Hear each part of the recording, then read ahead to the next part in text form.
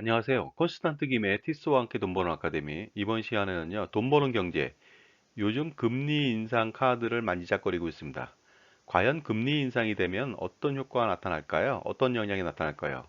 금리 인상이 가져오는 나비 효과에 대해서 알아보도록 하겠습니다. 버터플라이 이펙트, 나비 효과에 대해서 알아볼까요? 여러분들도 다 잘 알고 계십니다. 나비 효과라는 것이요. 아마존에 사는 나비가 날개짓 하나만 했을 뿐인데 이것이 반복돼 가지고 미국의 토네이도를 초래하고 미국 사람들이 기침 한번 했을 뿐인데 전 세계 사람들이 독감으로 열병을 앓고 이러한 것들이 바로 나비 효과인데요. 바로 작은 행동 하나가 지속적으로 반복되면서 엄청난 결과를 가져온다. 이것이 바로 나비 효과가 되겠습니다.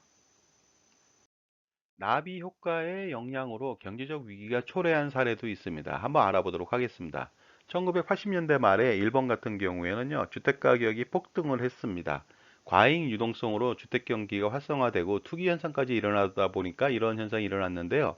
일본 정부의 금리 인상 단행이 바로 일본의 경제 위기를 초래했습니다. 그래서 일본의 잃어버린 10년이 시작됐고요. 잃어버린 20년도 시작됐습니다. 가까운 사례로는요, 2008년도에 촉발된 미국으로부터 촉발됐죠. 서브프라임 모기지 크라이시스. 바로 서브프라임 모기지 사태가 바로 그것이 되겠습니다.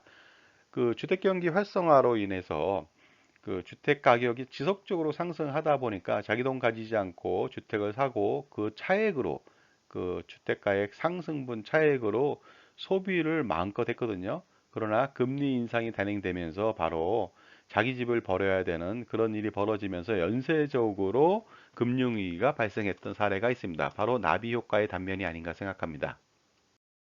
현재 경제 상황은 어떨까요?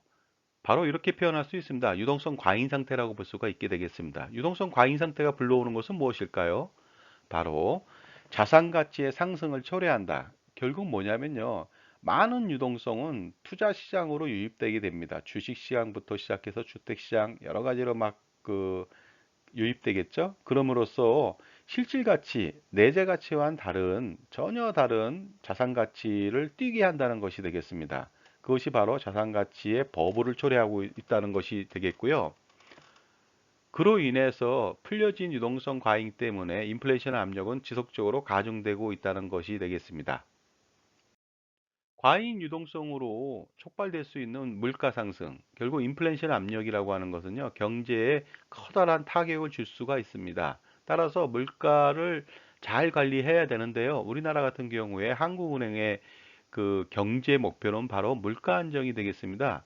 그래서 한국은행 같은 경우는 연평균 물가를 2% 이내로 잡으려고 노력을 하고 있죠. 그런데 지금 과잉 유동성으로 물가가 오를 것 같은 조짐을 보이니까 바로 금리 인상이라고 하는 카드를 만지작거린다고 보시면 되겠습니다. 참고로 유럽 같은 경우에는요, 그 경제 목표가 물가 안정이 아니라 완전 고용이라는 것도 알아두실 필요가 있습니다. 그래서 경제 목표인 물가 안정을 위해서 통화 정책을 쓰고 있는 한국은행의 기준금리를 좀 알아보도록 하겠습니다. 2008년도 경제 위기가 시작되는 그때 보면은요, 무려 기준금리는 5% 이상이 됩니다. 근데 그 이후로 지속적으로 떨어졌고요. 그 다음에 2012년도 유럽 재정 위기가 발생했을 때 소폭으로 상승합니다만 그 이후로도 지속적으로 떨어져서 현재는 0.5% 수준을 유지하고 있습니다. 엄청나게 초저금리 시대가 됐습니다. 한국은행에서는요, 금융통화위원회에서 물가 동향, 국내외 경제 상황, 금융시장 여건 등을 종합적으로 고려해서 연말에 기준금리를 결정합니다. 이러한 기준금리는요, 어떤 영향을 주느냐? 바로 초단기 그 금융시장인 콜금리에 영향을 준다. 결국은 뭐냐면요, 하루 단위로 돈을 빌리는 그 금리에 영향을 준다는 것이 되겠습니다. 그 다음에 장기적으로는 장단기 금리를 변화시킬 수 있고요. 예금이나 대출 금리의 변동을 초래하겠죠. 이로 인해서 실물 경제에 엄청난 영향을 준다는 점을 이해하실 필요가 있습니다. 자, 그렇다면 금리 인상이 주는 효과는 무엇일까요? 금리 인상의 영향에 대해서 알아보도록 하겠습니다. 먼저 긍정적인 부분이 되겠습니다. 바로 유동성 통화량이라고 하는 것을 감소시킬 수 있는 장점이 있습니다. 금리 인상을 통해서 시중에 풀려난 유동성을 금융기관으로 유입할 수 있는 그런 유인책이 될 수 있다는 것이 되겠죠. 그로 인해서 인플레이션 상승 압력은 떨어지게 된다. 결국 인플레이션 완화가 가능하다는 긍정적인 효과도 있습니다. 금리 인상은 인플레이션을 완화시킬 수 있는 장점이 있을 수 있습니다만은 단점도 있습니다. 그것은 바로 대출 금리에 대한 부담이 가중된다는 것이 되겠습니다. 2020년도 우리나라 가계부채는요, 무려 2051조나 됩니다. 만약에 금리를 1%만 올린다 하더라도 현행보다 205조 원이라고 하는 대출 금리 부담에서 허덕일 수밖에 없습니다. 만약에 5%를 올렸다 그러면 거의 1000조가 되겠죠. 그러다 보니까 금리 인상이 급격하게 일어날 경우 경제 파국을 막을 수가 없습니다. 그리고요, 투자를 위해서 대출한 사람들도 있을 겁니다. 그런 사람들은 대출 상환 압박에서 벗어나기 어렵고요. 기업 같은 경우에는 높아진 그런 대출 금리 때문에 자금 수요가 어쩔 수 없이 타이에 의해서 축소될 수밖에 없다. 이로 인해서 가계와 기업 활동이, 그 다음에 투자 활동이 위축될 수밖에 없습니다. 그러다 보니까요, 투자 자금을 회수하기 위해서, 그 다음에 대출 금리를 부담을 피하기 위해서 바로 투자 자산을 매각하게 된다는 그런 결과를 가져옵니다. 그렇다면 어디에 투입된 투자 자금을 회수할까요? 첫 번째는 부동산 시장이 되겠습니다. 부동산 갭 투자를 했거든요.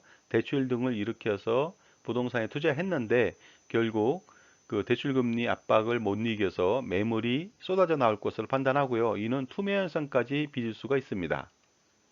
주식시장 마찬가지가 되겠죠. 차입으로 매수를 많이 했습니다. 그러나 어떻습니까? 대출 상환을 위해서 매도 우위 시장을 가져가게 될 것이고 또한 투매 현상까지도 빚을 수 있습니다.